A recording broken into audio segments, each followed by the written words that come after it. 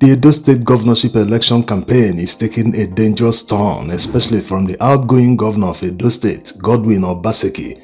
He recently declared that the election is a do-or-die affair. This is an existential threat.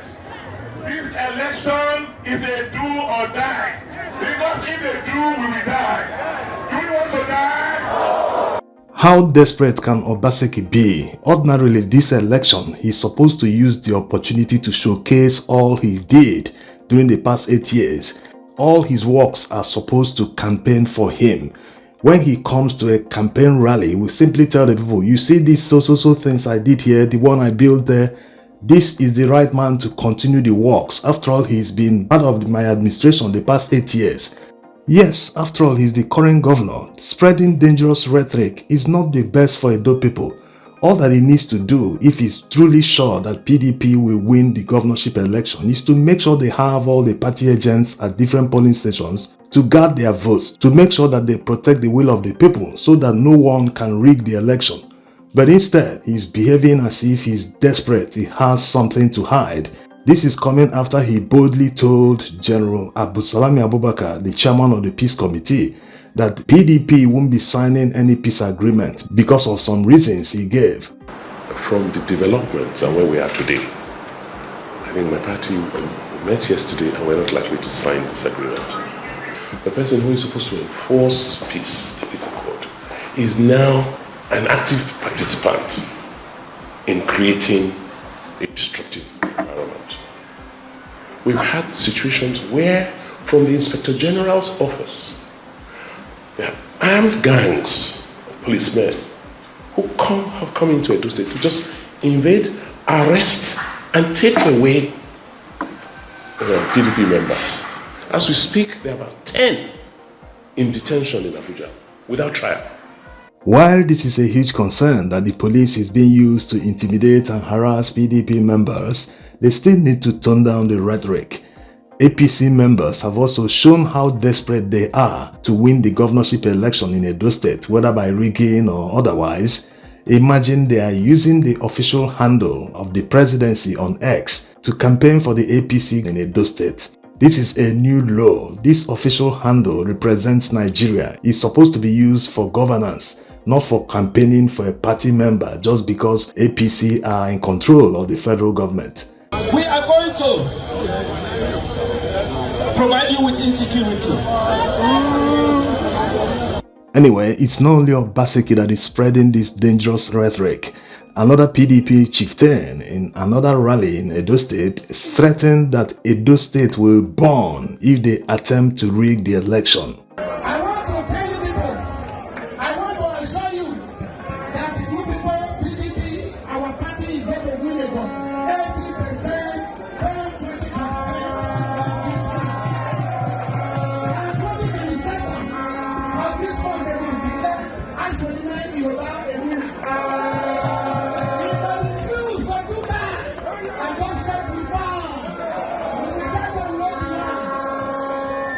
How did he arrive at the fact that PDP will win here by 80%? What kind of data did he consult? Did they conduct any polling that proves that PDP must win here by 80%? No amount of polling and sampling of opinions of people can ever be 100% correct. The most correct polling is the election proper. So bragging and inciting people that Edo State will burn if they try to rig the election, this is no way of campaigning. He's just trying to get people prepared for violence instead of organizing their people to troop out in their numbers to vote.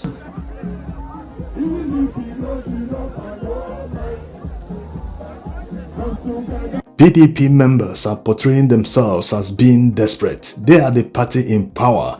They had all the time the past 8 years. Okay, let's even say 4 years, because during Obaseki's first term, he was in APC. The past 4 years, they should have used that time to do the campaigning. That's how it works. In all the communities in Edo State, they would have executed projects that today will be doing the campaigning for them. This is reminiscent of when Peter Obi was leaving power. He didn't have to do much. He was just telling the people that his successor, the person that he wants them to vote for, will continue from where he stopped. He did it in Anambra State, And the people trooped out in their numbers and supported his candidate in the person of Obiano. Today, he's doing the same thing in Edo State. He's been here for several days campaigning hard for Olumide Akpata and his deputy candidate.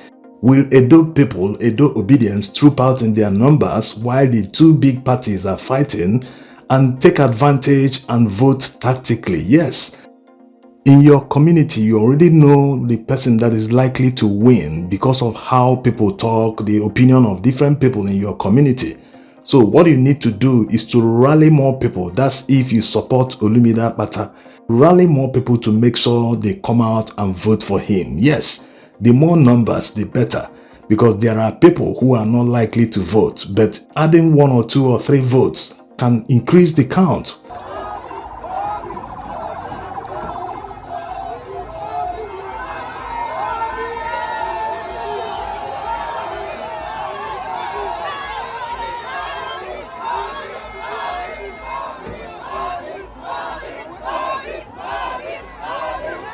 Now, coming to the people asking what they need to do to prevent rigging in their polling unit. All you need to do is to identify yourselves, even if you are only 10 or 15 in your polling unit. Once you identify each other, after casting your votes, you hang around in that group. You know you voted for Labour Party, so hang around together, because the higher in numbers you are, the more powerful your voice. So you hang around the polling unit to make sure that all the votes are correctly counted, and if they eventually decide to upload the results, you can take a photo of the result sheet. Of course, the party agent will do that, but at least make sure you people hang around there to give that support.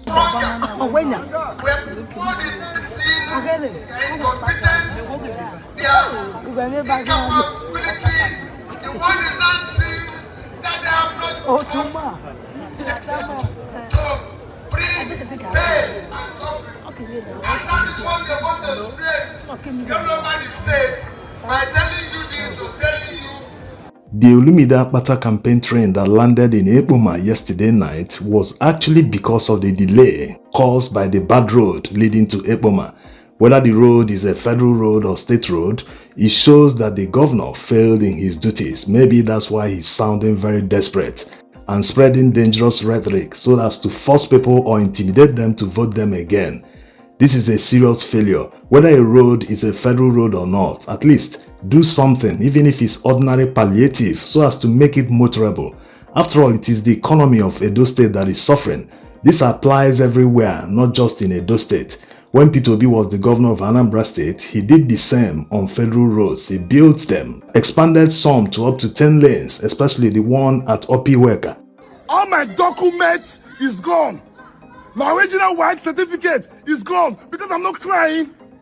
Then they campaign AI, then they move around. They tell us the election. Make a show in my house.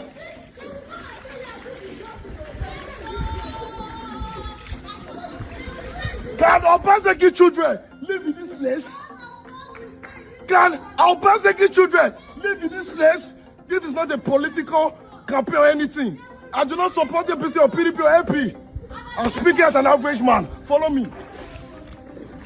So people should never be rewarding failures. Yes, it's because Nigerians don't know how to keep a grudge. That's why politicians ride on us. They don't care. Once they're in power, they behave anyhow they want. And they will have the audacity to come back during a second-term election and be telling you bold-faced lies. And for people still spreading the false narrative that Edo people loved and supported Obi for president, but they might not be bound to vote for the person he's supporting in Edo State governorship election. How do you explain this? You don't trust Obi's judgment? Or how do you ensure that his votes are protected, assuming he contests in 2027, if you don't have his ally in control of Edo State government house? Remember the last time this same Obaseki that's spreading dangerous rhetoric denied Obi a campaign ground. Yes, initially he allowed him to use the stadium, but at the last minute he withdrew the authorization and Obi was forced to use a smaller space. That was why the campaign spread out in the streets of Benin City. So whoever you will vote for come Saturday the 21st, make sure you don't vote against your own interests. That's the most important thing. Thanks for watching.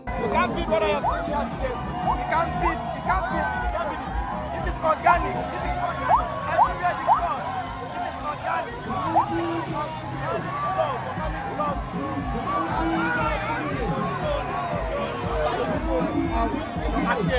love.